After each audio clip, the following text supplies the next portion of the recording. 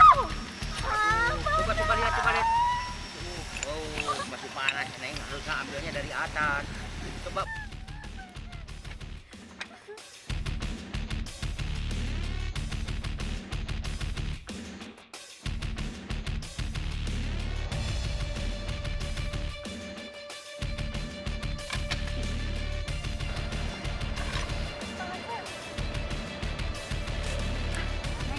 Gak apa-apa. Aduh, Bu. Sebentar. Licin, Bu.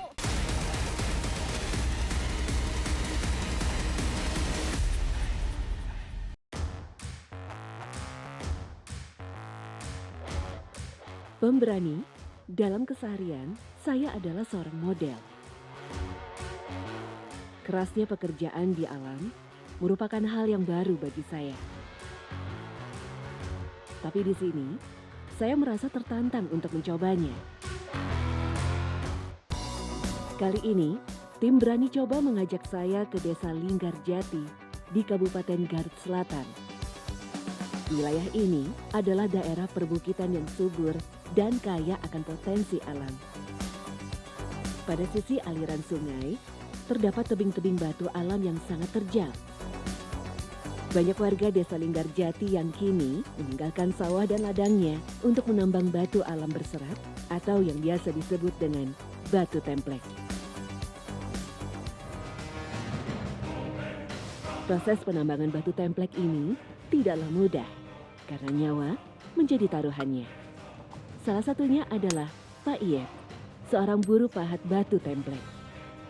Demi menghidupi keluarga, setiap harinya Pak Iyep harus menyusuri tebing-tebing yang terjal. Aduh. Saya masih penasaran melihat Pak Iyep yang bisa mendapatkan banyak batu dengan waktu yang singkat. Pak, ini caranya gimana ya? Kok susah? Saya nggak bisa. Tolong ajarin, Pak. Nih, pertama bersihan dulu, ada abu-abu.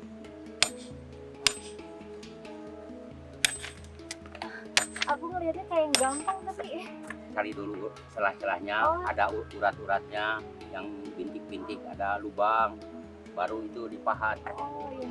Ternyata Coba. ada caranya Pemberani. Coba lagi ya.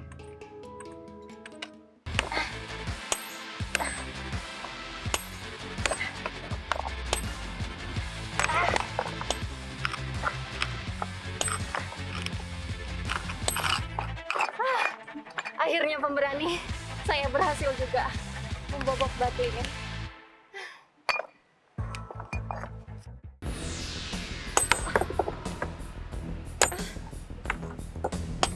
Au! Pak, tangan saya sakit banget. Iya, membanting Sama. palu Iya. kayaknya markirnya terlalu keras mungkin. Terlalu keras. Iya. Ini markirnya beratnya 5 sampai 7 kilo. Sampai 7 kilo. Palu yang sangat berat membuat tangan saya bergetar Pemberani. Tenaga saya cepat sekali habis.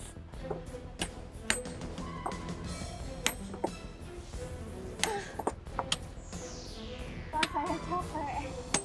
Boleh saya istirahat dulu, Pak? Sembari istirahat dan memulihkan tenaga, saya sedikit kaget dengan keseharian Pak Iyep. Biasanya Bapak kalau ke sini tuh perjalanannya berapa jam, Pak? Dekat gak sih rumahnya? 40 menitan. 40 menit. Itu jalan kaki atau naik kendaraan, Pak? Bukan jalan kaki. Jalan kaki, Iya, 40 jalan kaki. menit, Pak. Gak ada kendaraan di daerah sini, Pak. Nggak ada karena diulang sendiri.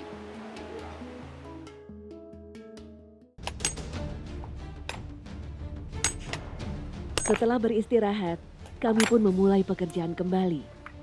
Walau pada akhirnya, saya harus mengakui jika kemampuan saya memang terbatas. Semakin lama mencoba, tangan saya semakin gemetar. Aduh, Pak. Tangan saya udah mulai sakit. Atau seneng, atau seur kayak gua pakai. Neng bantuan lempar-lempar batu aja kayak ke handap. Kumpulan batu templek ini harus dikumpulkan di bawah tebing. Tentu saja dengan cara dilemparkan. Gemeter ngelihat ke bawah, Pak, sambil ngelemparin batu. Rasa takut saya semakin menjadi-jadi ketika melihat ke bawah. Maklum saja, saat ini saya berada di atas tebing dan harus melemparkan batu-batu yang luar biasa beratnya. Pak, ini kan batunya besar-besar ya Pak? Ya Terus besar. pernah nggak sih ada kejadian kayak Bapak ngelempar batu ke bawah terus kena orang gitu Pak? Alhamdulillah ayeuna palempar maneng kacan aya. Ya, neng yang bapak tadinya terus seueur. Yang itu, Ya, bentar Pak. Pak Iyep meminta saya untuk melemparkan batu yang ada di sebelahnya. Saya harus turun terlebih dahulu, lalu naik lagi ke tebing sebelah kanan Pak Iyep. Aduh, susah naiknya. apa sebelah sana, Neng? Ya, Saya gemeteran. Yang ini Pak. ya.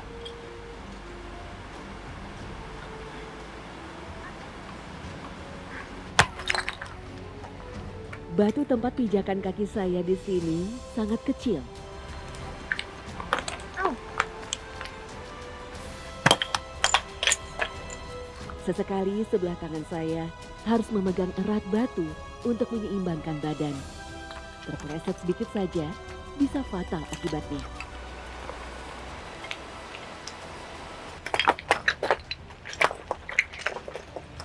Atos Neng atos seueur. Kurang ya, atau orang ada mau tunggu di handap, kurang bakar. Kita turun sekarang Pak. Ya, turun. Oke. Saya pun kembali ke bawah bersama Pak Iyep. Jalan yang licin oleh bebatuan membuat saya harus turun perlahan. Untung saja Pak Iyep memegang erat tangan saya. Saya takut Pak. Saya gini aja ya.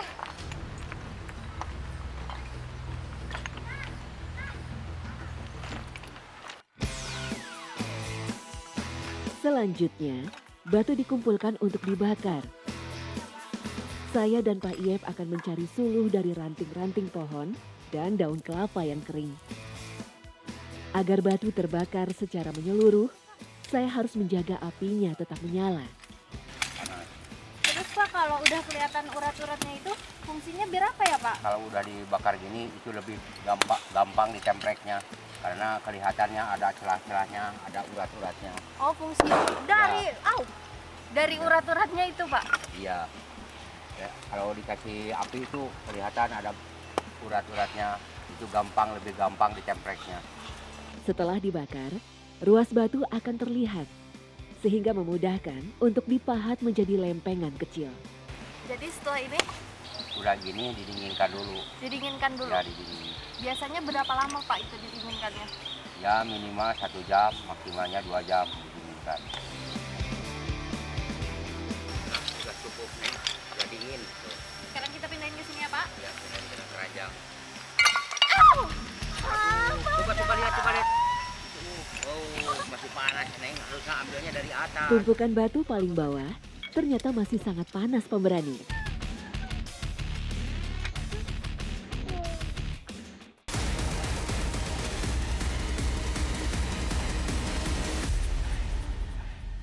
Sudah cukup nih, udah dingin. Tuh.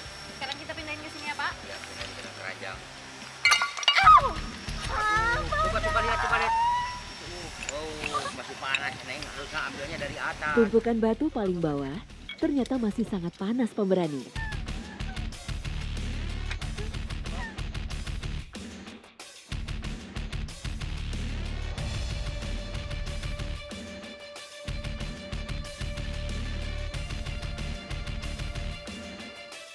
Dengan membawa daun pisang, Pak Iyep lalu mengoleskan getahnya ke luka bakar di tangan saya.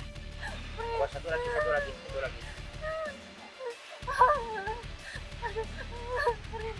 Mana lagi? Oh, ini lagi. Coba sebelah lagi. Setelah diolesi getah daun pisang, rasa perih di tangan saya pun mulai mereda.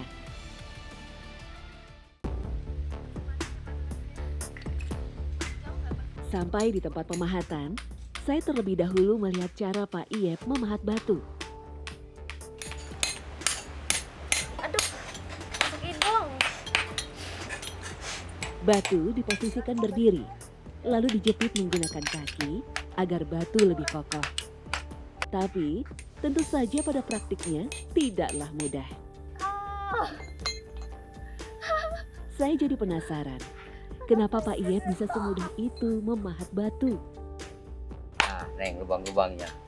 oh ini ya Pak, urat-urat ini ya Pak? Ya, Saya coba ya Pak. ya. Oh iya, pemberani ternyata benar. Harus dari urat-uratnya, jadi lebih gampang untuk dipukulnya.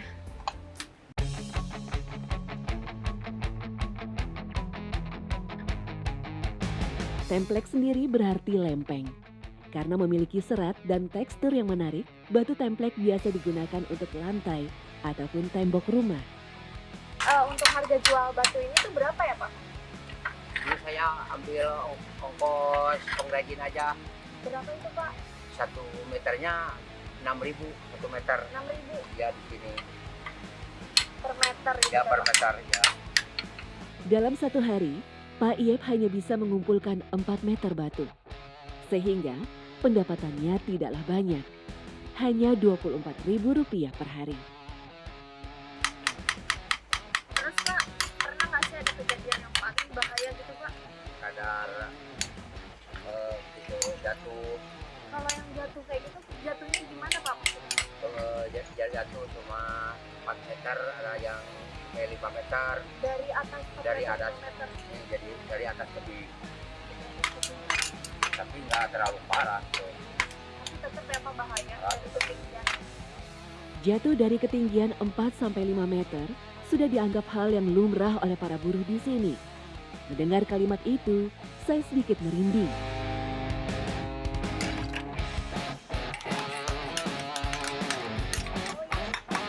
Karena merasa sudah sedikit bisa, saya pun menjadi tidak berhati-hati.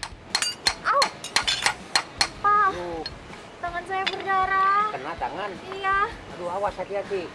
Ini batunya tajam-tajam. kebentur batu. Pak. Selain tenaga, pekerjaan ini sangatlah membutuhkan ketelitian.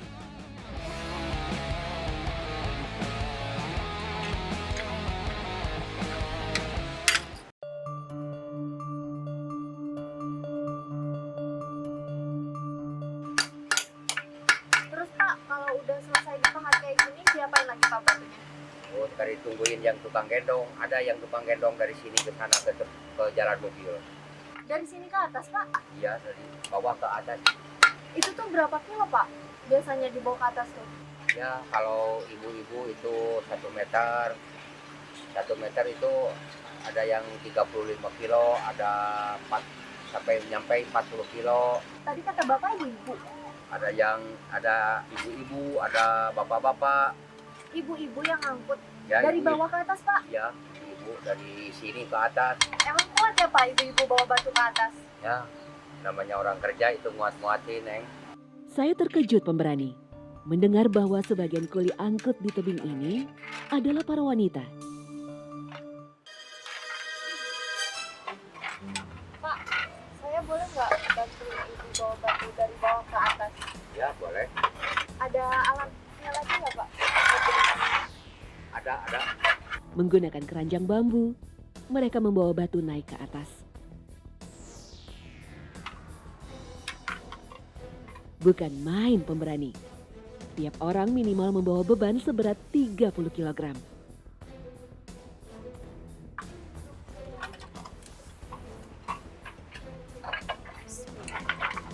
Bersama Ibu Minar, istri Pak Iyep, saya mencoba ikut membawa batu ke atas. Oh ya sini ke atas. Ke atas bahu Neng. Mana? Kurang panjang kayaknya. Kendarin dulu Neng itunya, sampingnya. Sini Neng. Saya bantuin. Harus diikat kuat ya Bu? Maaf ya Neng. Iya nggak apa-apa Bu. Kita akan jatuh. Enggak, pegangin aja. Oke.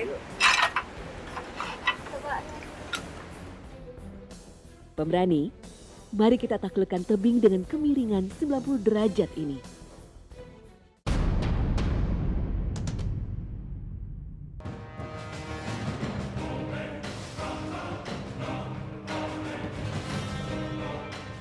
Wah, baru naik beberapa meter saja, keseimbangan badan saya sudah mulai goyah. Apalagi, saya harus terus membungkuk untuk bisa menahan berat keranjang di punggung saya. Saya yang terbiasa berjalan di atas panggung, sekarang harus mendaki tebing terjal. Langkah demi langkah, saya pijakan secara perlahan. Saya salut setiap hari ibu-ibu yang bekerja sebagai buruh angkut bergelut dengan tebing yang curam ini. Perjalanan mengangkut batu dari bawah ke atas memakan waktu kurang lebih 25 menit. Bagi saya, yang tidak terbiasa tidak mungkin secepat itu.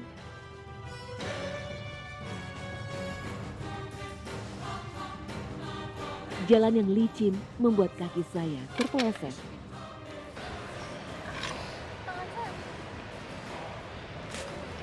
Neng nggak apa-apa. Gak apa-apa. Aduh, Bu. Sebentar. Saya pun meminta istirahat sejenak. Ibu Minar dan kawan-kawannya menyemangati saya. Akhirnya, saya mencoba bangkit dan kembali melanjutkan perjalanan kami.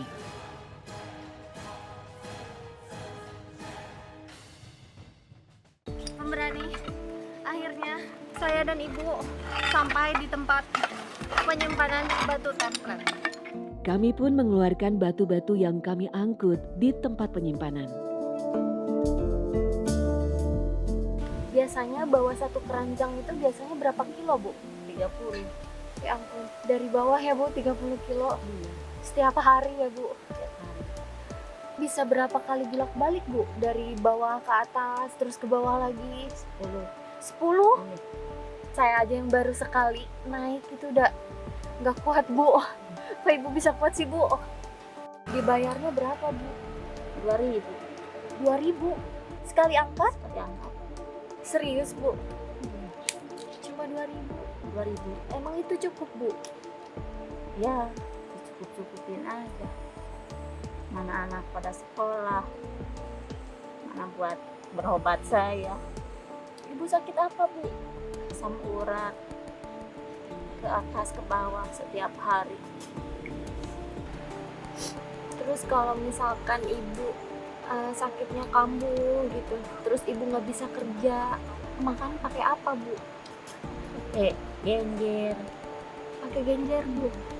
ngambil. Ngambil dari sawahnya langsung? Saya tidak bisa menahan air mata. Dengan kondisi Bu Minar yang sakit, tiap hari Bu Minar harus naik turun tebing demi membantu penghasilan sang suami.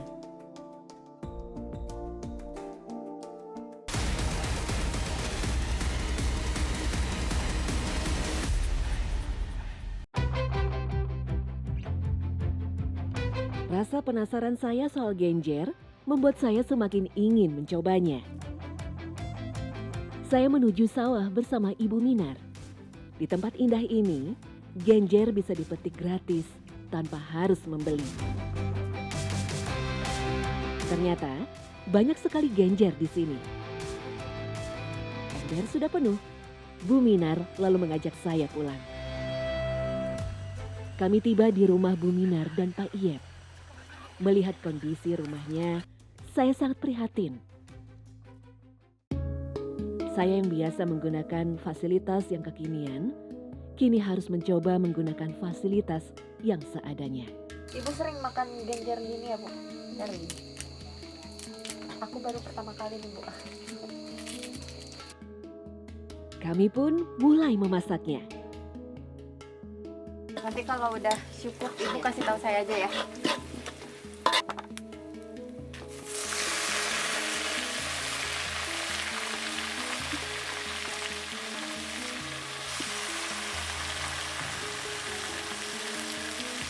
Ini udah kebanyakan, Bu.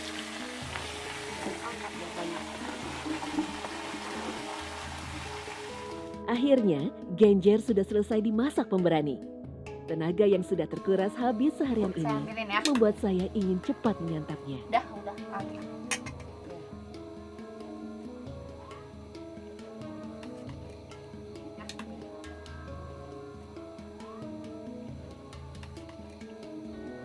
Kan tadi Ibu bilang ya ke saya kalau Ibu tuh sakit. Iya. Ibu udah sempat berobat belum? Belum. Kenapa Bu? Kan nggak ada duit. Uangnya buat makan, buat jajan anak, buat bantu suami. Terus Ibu nggak ada kepikiran untuk ngobrol sama Bapak supaya Ibu kerja di rumah atau diem di rumah gitu Bu? Udah. Tapi ya gimana dah. Bapaknya penghasilannya juga sedikit. Ya pingin dibantu sama ibu. Saya doain semoga Ibu sama keluarga sehat selalu ya Bu ya. Amin. Lancar rezekinya Ibu. Amin. Sehat-sehat ya Ibu. Tak kuat menahan tangis, akhirnya saya memeluk Bu Minar. Hari ini, saya mendapatkan pengalaman yang berharga. Bertemu Pak Iyep dan Bu Minar mengajarkan saya tentang arti sebuah perjuangan dan terutama arti bersyukur. Semua itu karena saya berani mencoba. Berani coba? Coba kalau berani.